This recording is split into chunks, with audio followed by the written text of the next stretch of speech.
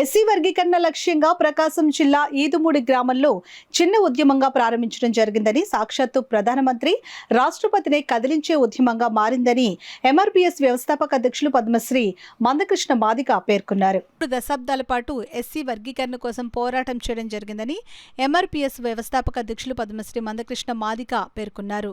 సోమవారం కాకినాడలో మాదిగ రిజర్వేషన్ పోరాట సమితి మాజీ అధ్యక్షులు స్వర్గీయ కొండేపూడి శ్యాంబాబు సంస్మరణ సభ నిర్వహించారు.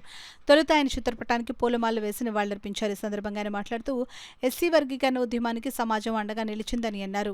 ఎస్సీ రిజర్వేషన్లు వర్గీకరించాలనే ఉద్యమం 1994 నుంచి 2024 వరకు సాగిందని అన్నారు.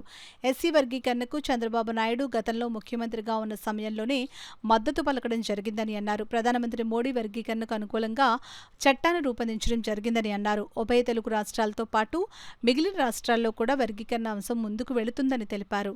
మాదిగలకు విద్యా, ఉద్యోగ, రాజకీయాల్లో ఫలాలు అందనున్నాయని అన్నారు. ఈ సమావేశంలో ఎంఆర్పీఎస్ ఉమ్మడి జిల్లాల అధ్యక్షుడు సుబ్బారావు మాదిగ, డాక్టర్ ఆనంద్, ఉదయ్ కుమార్ తదితరులు పాల్గొన్నారు. ఎస్సీ వర్గీకరణ చేసుకునే అధికారం రాష్ట్రాలకు లేదు అని చెప్పి సంతోష్ హెగ్డే గారి ఆధ్వర్యంలో 5 జడ్జిల జడ్జిమెంట్ తీర్పు మనకు వ్యతిరేకం వచ్చేసింది. ఎక్కడ కోల్పోయామో అక్కడనే వెతుకోవాలనే సామెత ఉన్నది. కోల్పోయినామో అక్కడనే వెతుకోవాలని సామెత ఉన్నది. ఎక్కడ పోడగొట్టుకున్నామో అక్కడనే చూసుకోవాలని.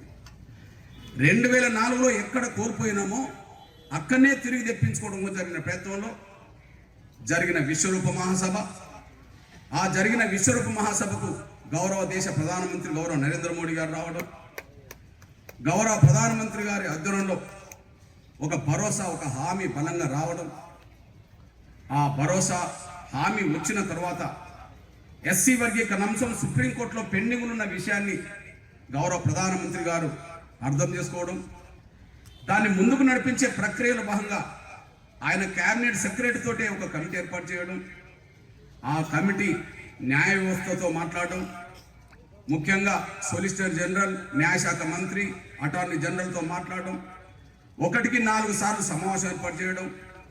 ఎస్సీ వర్గీకరణ అంశం సుప్రీంకోర్టులో పెండింగ్ ఉన్నది కాబట్టి ఇంకా చాలా కాలం పాటు ఆలస్యం జరగకుండా విచారణ త్వరితగతిన మొదలుపెట్టేలాగా డైరెక్షన్ పంపడం. వెంటనే గౌరవ సుప్రీంకోర్టు చీఫ్ జస్టిస్, గౌరవ రిటైర్డ్ చీఫ్ జస్టిస్, అప్పుడు జడ్జి అయిన చీఫ్ జస్టిస్ అయిన చంద్రచూడ్ గారి ఆధ్వర్యంలో 7 జడ్జిలతో రాజ్యాంగ ధర్మాసనం సిట్టింగ్ చేయడం. ఫిబ్రవరి 6, 7, 8 తారీఖుల్లో 3 రోజుల పాటు వాయిదాలు పడకుండా వెంటనే కంప్లీట్ చేయడం. దానికి కేంద్ర ప్రభుత్వం స్పష్టంగా వర్గీకరణ జరగాలని చెప్పి నివేదికలు ఇవ్వడం, అఫిడవిట్ దాఖలు చేయడం. అటార్నీ జనరల్, సొలిసిటర్ జనరల్ 3 రోజుల పాటు అక్కడనే ఉండి అడ్డంకులు ఎవరి వైపు నుంచి ఎదురవుతున్నాయో, టెక్నికల్గా ఎలాంటి అంశాలు లేవనెత్తుతుందో వాటన్నిటికీ సమాధానం చెప్పి పరిష్కారం దిశగా ముందుకు నడిపించడం. అంతిమంగా కొన్ని రోజుల పాటు జడ్జిమెంట్ రిజర్వ్డ్ ఉండడం. ఆ తర్వాత ఆగస్టు 1న మాదిగల చిరకాల ఆకాంక్ష వర్గీకరణ అంశం సుప్రీంకోర్టు తీర్పు ద్వారా క్లియర్ కావడం.